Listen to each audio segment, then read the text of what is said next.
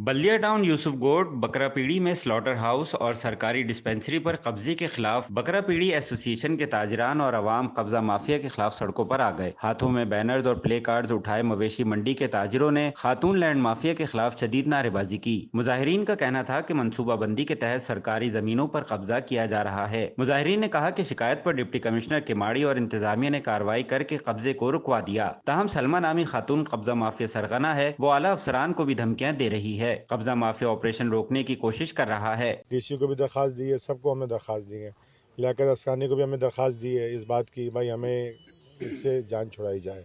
हमारी ये मंडी के हमारे लीज प्लाट हैं और 99 साल लीज है हमारी, इस कब्जे से हमारी जान छुड़ाई जाए।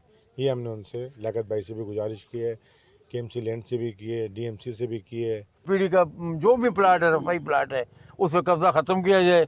उसके अलावा जो पार्किंग की जगह नजायज कब्जे, कब्जा माफिया जो ये लाखों रुपए बेचते हैं लेते हैं, इनको खाली किया जाए, बस ये हमारा मुतालबा है। ये आपकी प्रॉपर्टी नहीं है, ये आपकी जायदाद नहीं है जिसके ऊपर आप जो है ना जबरदस्ती कब्जा करके बैठे हुए हो, या जबरदस्ती जो है ना इलाका मकीन अब खामोश नहीं रहेंगे।